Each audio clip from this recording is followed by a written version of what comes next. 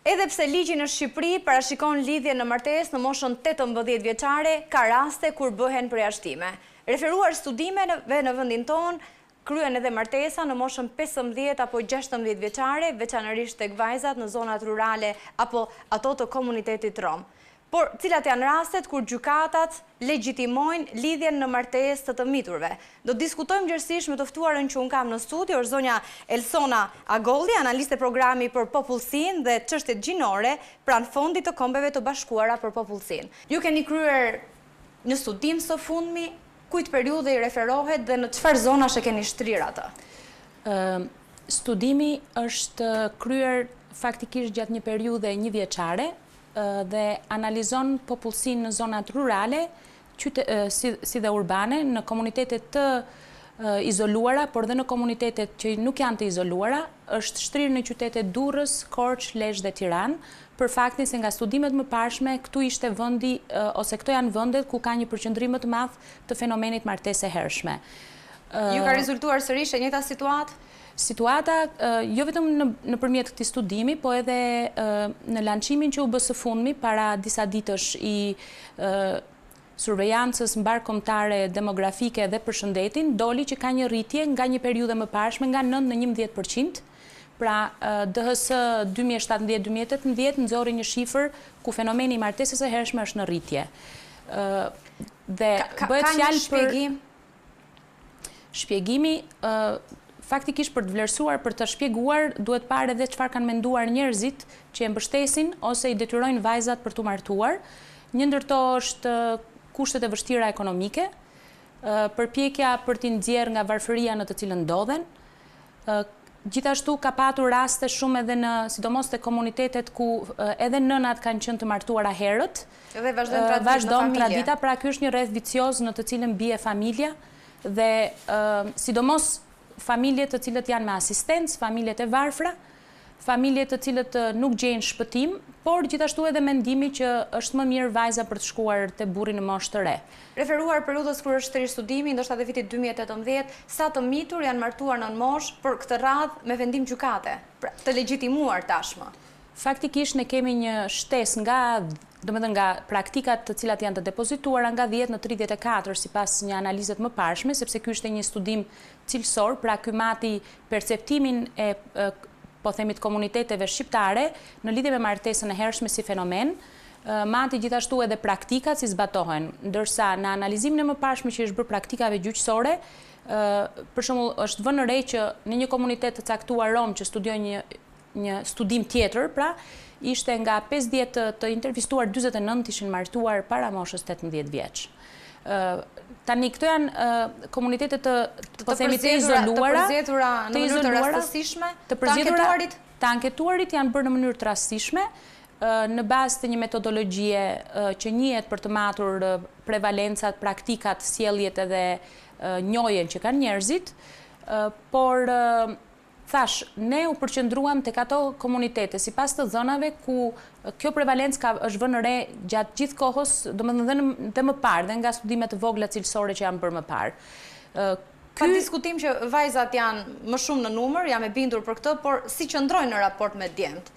Në studimin e fundit që u keni kryer? Ka patur dhe djemt të cilët janë martuar para 18 vjeç, por numri në përgjithësi është shumë i vogël. Në lançimin që ne bëm një situatë që u vu në dukje dhe nga Ministria e Brendshme, që kishte lançuar faktikisht diçka tjetër në lidhje me migracionin, u tha që një numër shumë i madh i të personave që emigrojnë ose që largohen, që trafikohen, janë 9-18 vjeç dhe ndërto numri më i madh është vajza. Një nga arsyet që ndodh faktikisht dhe një martesë e hershme në pretekstin e martesës për t'i bashkuar pastaj me të ashtu quajturin bashkëshort që ndodhet jashtë atë dheut. Por kjo mund të çojë në shumë fenomene të tjera të dëmshme, sidomos për vajzën, siç mund të jetë përveç trafikimit, prostituimi, përdorimi për punë të ndryshme, kështu që janë shumë aspekte që duhen parë mbrapa martesës e hershme të vajzës. Është e qartë, por në cilat raste lejon gjykata? Lejon edhe për një bashkim të tillë, për një lidhje për të shkuar normalisht gjykata në përgjithësi funksionon në dijen intime në rastet e shtatzanisë apo edhe sjelljes në jetë të një fëmie kur nëna është ende në moshë të mitur. Normalisht gjykata ka aprovuar martesën në momentin që çifti është paraqitur në gjykat për arsye të veçanta. Kështu është edhe i vënë dhe shënimi në praktikën gjyqësore. Dhe arsye e veçantë mund të jetë martesa, mund të jetë një shtatzani dhe kjo bëhet edhe me praninë e prindërve. Pra është nën praninë e tyre dhe gjithashtu edhe të çiftit. Në përgjithësi, mosha që martesa mund të ekzekutohet dhe për arsye të veçanta është midis 16 dhe 18.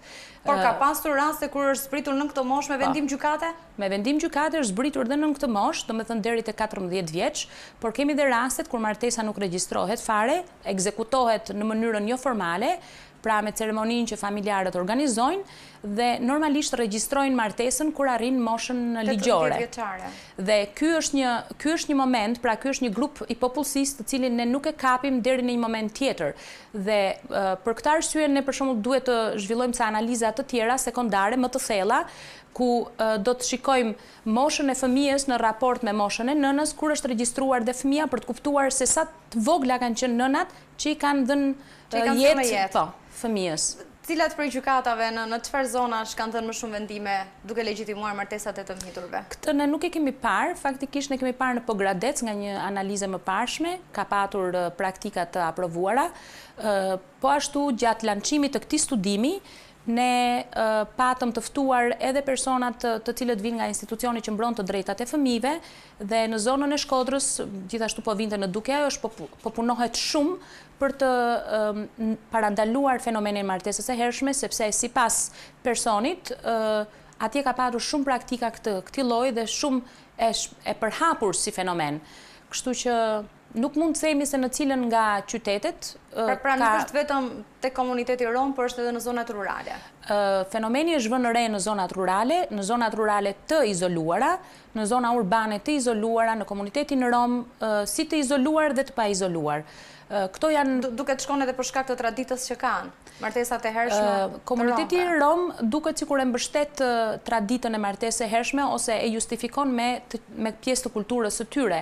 Megjithatë, ne kemi patur dhe raste kur dëmi ose ajo që është parë të ndodhi si rezultat ka shkaktuar pakënaqësitë e familjarët. Ne kemi prodhuar dhe video ku kemi intervistuar direkt antarët e komunitetit, të cilët nuk do ta përsërisnin atë që u ka ndodhur atyre vetë me fëmijët e tyre. Dhe një peshë dhe forcë, pra dhe një theks të madh vendosin te mundësia e mbajtjes së vajzave në shkollë, që është shumë i rëndësishëm. Kështu që është një nga rekomandimet, pra mbajtja sa më gjatë e vajzës në shkollë dhe kryerja e arsimit të detyrueshëm, por dhe incentivave për vajzën që të qëndrojë dhe në arsimin e mesëm, do të ishte një nga elementet e rëndësishëm që vetë shoqëria, po dhe sistemi në tërësi do të merrte për të parandaluar fenomenin. Në anketimin që u keni realizuar së fundmi, pjesë e studimit, rezulton se përgjithsisht martesat e hershme janë detyrim nga ana e prindërve apo edhe zgjedhje e vetë të miturve, të rinjve?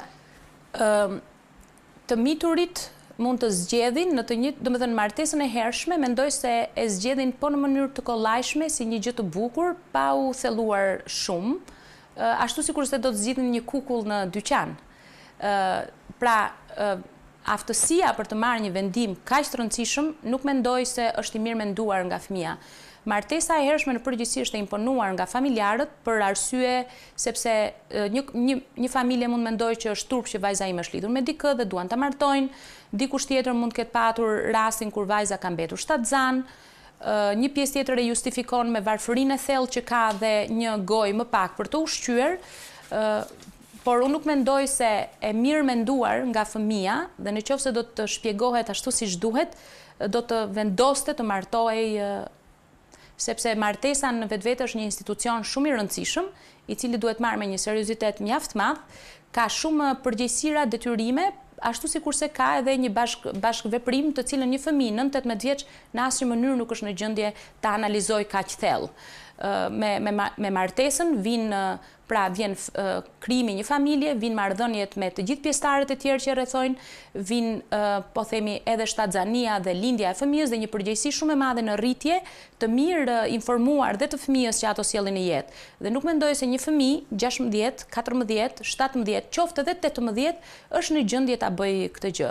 Shpeshherë këto komunitete po ti pyesësh shumë më vonë, siç ka treguar gjithë analizat dhe në vende të tjera, të gjithë do të kishin reaguar komplet ndryshe nëse do ta dinin se çfarë i priste. Nëse do të përsëritet edhe një herë njëjta situatë. Kështu që përveç faktit që një martesë shumë e hershme ka pasoja në shëndetin e vajzës, në shëndetin mendor, ka në shëndetin, po themi, riprodhues seksual të saj, për faktin se ka raste kur ndodhin dhe aborte, sepse një shtatzani në moshë shumë të re është më pasoja mbi shëndetin, sepse vetë trupi i vajzës nuk është i formuar ashtu siç duhet. Një abort në këtë moment mund të shkaktojë edhe pamundësinë për të lindur në të ardhmen për arsye të komplikimeve. Ndaj është përcaktuar mosha 18 vjeç ligjore për të lidhur në martesë. Si për shumë gjëra të tjera, ka një arsye që legjislacioni janë bërë studime në të gjitha aspektet. Po, çfarë gjatësie kanë martesat e të miturve? Janë të prirura të shkojnë drejt divorcit, po. Domethënë, po të shikosh, statistikisht nuk mund të t'jap një shifër të saktë, po pjesa më e madhe e vajzave të martuara shumë herët përfundojnë në divorc dhe në moshë të re. Domethënë dhe 30 vjeç, 31. Po të shikojmë dhe statistikat në tërësi, numri i divorceve në përgjithësi është rritur dhe aq më shumë numri i martesave të hershme përfundon në divorc, sepse vajza duke u fuqizuar, qoftë edhe djali, nuk është vetëm fjala për vajzën, kuptojnë që kjo nuk ka qenë lidhja e duhur, shpeshherë imponuar, shpeshherë organizuar nga pjesëtarët e familjes, njerëzit duke u ballafaquar me jetën fillojnë të perceptojnë ndryshe, jo vetëm marrëdhënien e tyre, por në përgjithësi marrëdhënie me të tërë shoqërinë, kështu që predispozita për të divorcuar shtohet gjithmonë më shumë kur ti ke ekzekutuar një martesë në moshë fare të vogël. Është e qartë, është e natyrshme të shkoj në këtë linjë. Mirë, ju keni pasur pjesë të anketimit si prindrit ashtu edhe të rinjt? Janë intervistuar, domethënë ka patur 34 grupe të intervistuarish, kanë qenë të intervistuar fëmijët nën 18 vjeç, vajzat, kanë qenë të intervistuar gjithashtu dhe djemt, prindët, nëna dhe baballar, por kanë qenë të intervistuar edhe mësuesit dhe kujdestarët e këtyre fëmijëve. Pra edhe nga sektori i arsimit janë zhvilluar po grupe në fokus, intervista me grupe të fokusuara, për të marrë një mendim sa më gjithë përfshirës dhe nga këndvështrime të ndryshme. Të miturit që martohen në moshë të hershme, pra nën 18 vjeç, janë kryesisht të parsimuar, janë vetëm me ciklin e detyrueshëm, 9 vjeçar? Apo edhe pas martesës ka raste që ndjekin shkollën e mesme? Të rinjtë ose fëmijët e intervistuar, të rinjtë pra të intervistuar kanë qenë edhe jashtë komplet shkollës, kishin mbaruar shkollën që në klasë të 4 dhe nuk kishin kthyer më. Ka patur dhe të rinj të cilët janë ende në gjendje shkolle, domethënë janë akoma duke zhvilluar shkollën, po gjithmonë brenda sektorit të arsimit të mesëm, sepse 18 vjeç në përgjithësi mbarohet shkolla e mesme në Shqipëri. Kështu që, por dhe në këto momente, normalisht familja ku kanë shkuar pret të tjera, ka të tjera pritshmëri ndaj vajzës, sepse janë detyrime në familje, është tradita, vajza duhet kujdeset për të gjithë, shpeshherë vjerri, vjera, në qoftë se gjen pjesëtar të tjerë të familjes nga ana e të shoqit, kështu që vështirësitë për të shkuar rregullisht dhe për të ndjekur shkollën fillojnë të rriten. Dhe ky ka qenë një nga gjërat, domethënë një nga gjetjet, sepse bëhet shumë e vështirë ndjekja e shkollës në momentin që ti ose nga ty priten t'janë ngarkuar shumë përgjegjësi dhe shumë barra në kurriz për një moshë gjithashtu edhe shumë të vogël. Kështu që çfarë gjetjesh të tjera mund të veçoni nga raporti? Gjetje që mund të veçojmë është normalisht që komuniteti nuk mendon faktikisht që kjo është një zgjidhje e duhur. Një gjë tjetër, një rekomandim i rëndësishëm është investimi tek vajzat dhe në momentin, pra një nga rekomandimet, dhe në momentin që martesa është kryer, mbajtja e vajzave sa më shumë në shkollë, do të thënë këmbgulja për t'i mbajtur në shkollë është një rekomandim shumë i rëndësishëm. Në qoftë se martesa është zhvilluar, pra ka ndodhur, ajo që ne duhet të përqendrojmë vëmendjen është që vajza të vazhdojë dhe të mos shkëputet nga shkolla. Emancipimi i saj ka shumë rëndësi.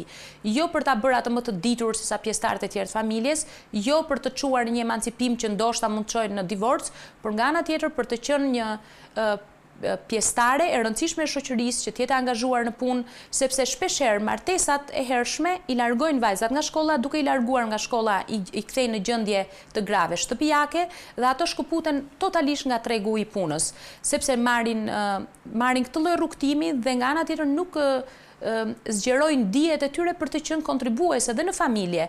Një familje ku të gjithë pjesëtarët e saj punojnë, pra të rriturit punojnë, është një familje më e shëndetshme, më e fortë ekonomikisht dhe normalisht në një situatë të fuqizuar ekonomike edhe grindje dhe dhuna me bazë gjinore është minimizohet, sepse shpeshherë një nga arsyet e dhunës është edhe varfëria që ka familja.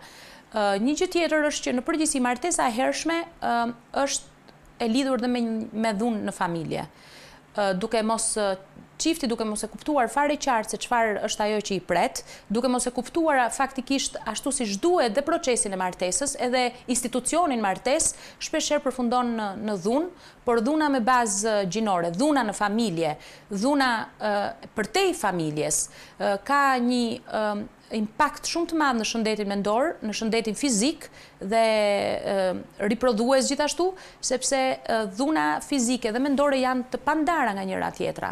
Kështu që ne kemi qenie të cilat në fund të ditës përbëjnë një kosto shumë të madhe në ekonominë. Ne nuk e kemi analizuar ende se çfarë kosto ka vajza e dhunuar dhe investimi që bën sistemi për ta rikthyer në gjendje deri diku normale. Dhe kjo do të ishte një nga gjërat e tjera që ne synojmë të bëjmë.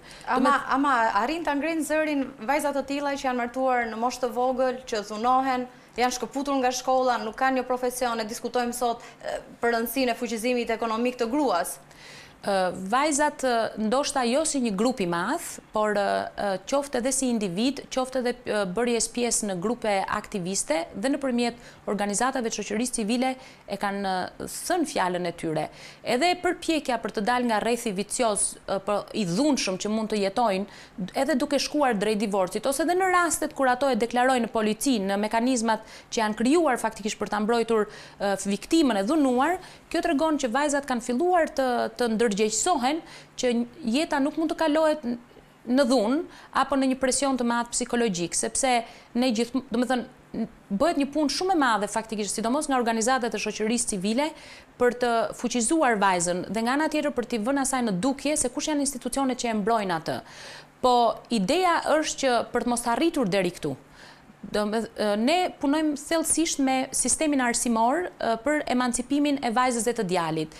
Një arritje që mendoj se është për tu përshëndetur është futja e edukatës shëndetësore me fokus shëndetin seksual dhe riprodhues gjithëpërfshirës, ku trajtohen çështje të rëndësishme të individit, të shëndetit të tij, por gjithashtu ku trajtohen çështje të drejtave të njerëzit shumë mirë dhe nga ana tjetër edhe të informimit mbi dhunën me bazë gjinore.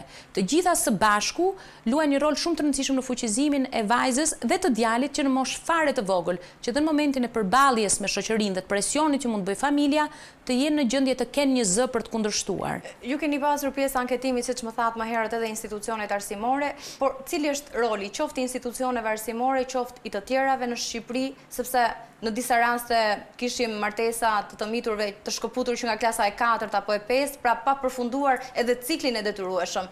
A kanë ndërhyrë këto institucione në familjet e këtyre fëmijëve? Në lançimin që ne faktikisht bëm të analizës, një gjë që u theksua dhe u përshëndet nga të gjithë pjesëmarrësit që ishin nga institucionet e shtetit, domethënë ministritë e ndryshme, nga shoqëria civile, nga organizma ndërkombëtar, është që arsimi duhet të luajë një rol më të rëndësishëm. Mësuesit janë të parët që vënë re largimin e fëmijës qoftë në mënyrë graduale dhe ata duhet ta denoncojnë këtë gjë në institucionet e tjera që mbështesin fëmijën dhe të drejtat e tyre. Pra, vetë individët nuk duhet të jenë indiferent ndaj fenomenit, sepse personi i parë që është në kontakt me fëmijën janë mësuesit e orëve të ndryshme. Kjo është më e mira, kështu duhet të jetë, por në fakt si u rezulton?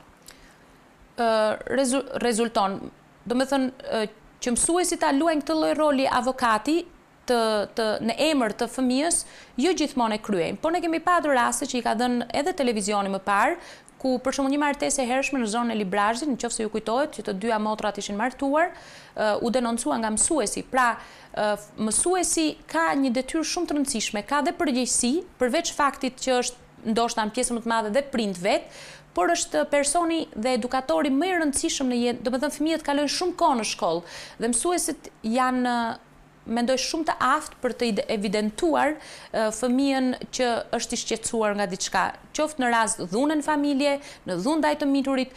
Pra, është kërkuar gjithashtu dhe në diskutimet që janë bërë me grupet e interesit që mësuesi dhe një mekanizëm më i fuqizuar që merret me të drejtën e fëmijës duhet të konsolidohet në Shqipëri. Mekanizma janë krijuar shumë. Përveç rolit të shoqërisë civile, përpjekjes për të sensibilizuar, për të informuar prindërit për gjithë impaktin negativ që ka martesa e fëmijëve në moshë të hershme, a ka nevojë për ndryshime ligjore, kërkohet një angazhim më i madh i institucioneve dhe konkretisht çfarë masash propozoni? Ndryshime u diskutua në kodin e familjes, në kodin penal.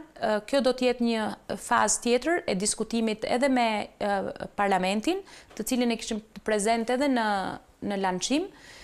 Mendojmë se këto praktikat që janë me dakordsinë e prindërve duhen parë një çik më thellësisht.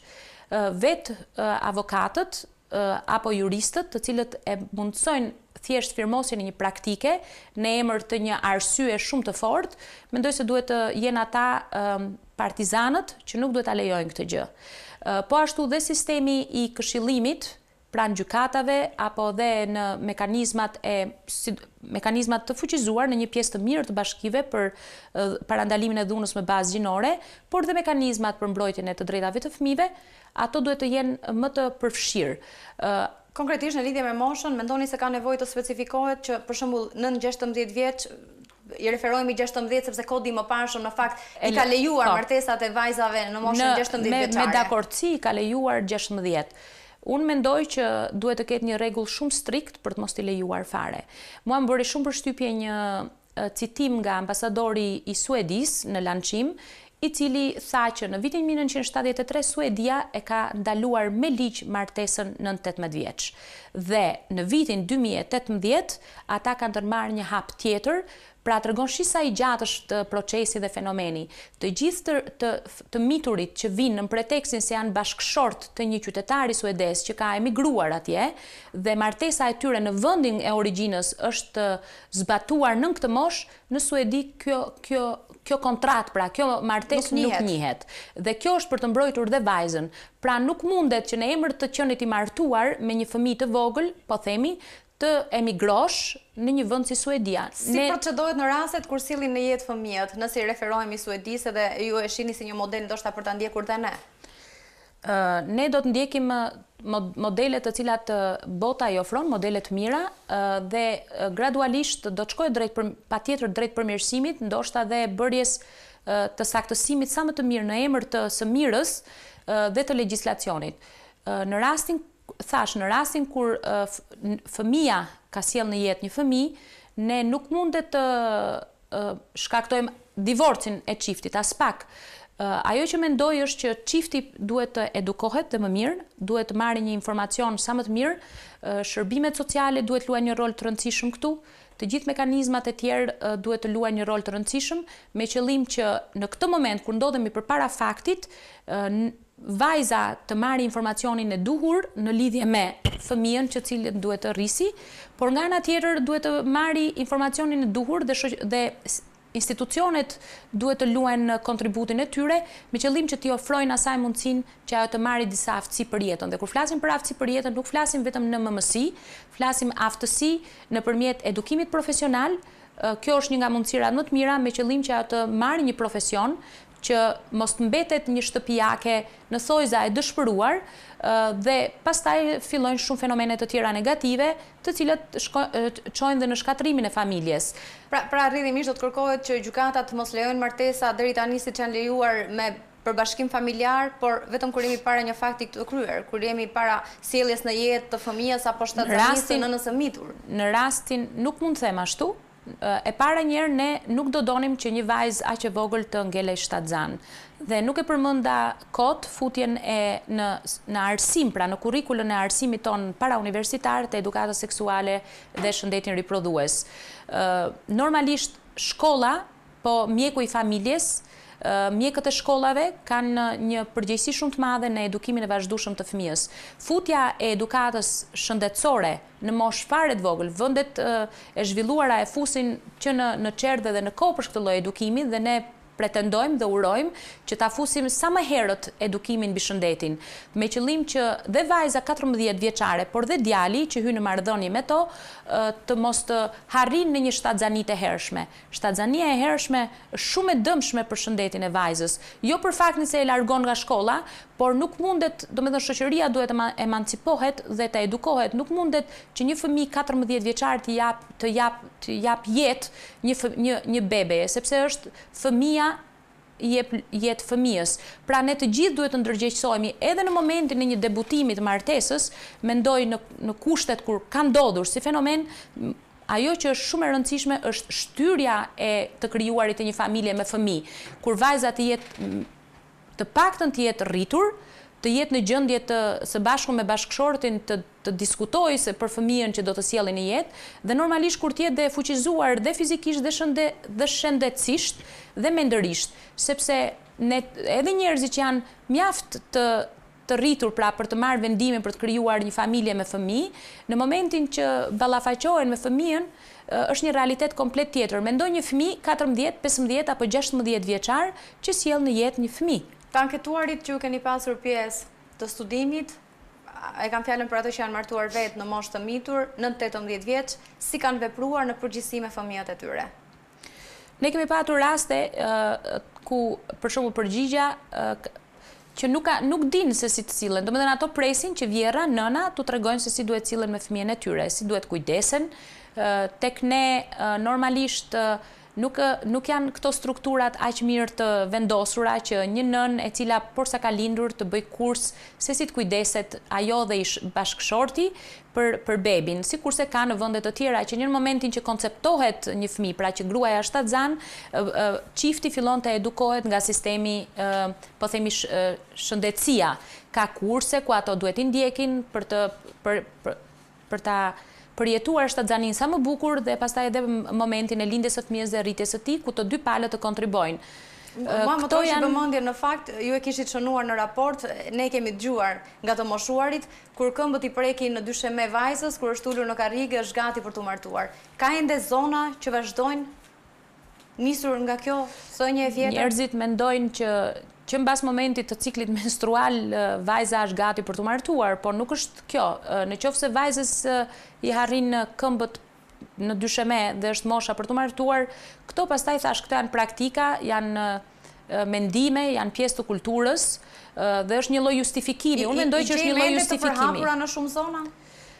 Po besoj njerëzit e shikojnë vajzën sa po rritet dhe duket sikur futet një çik në maturim, ajo duhet të jetë larg syve lakmitar dhe duhet martuar ndoshta për komunitetet e izoluara, për njerëzit të cilët jetojnë në varfëri, njerëzit të cilët ndoshta nuk janë të mirë edukuar dhe më tepër të mirë informuar.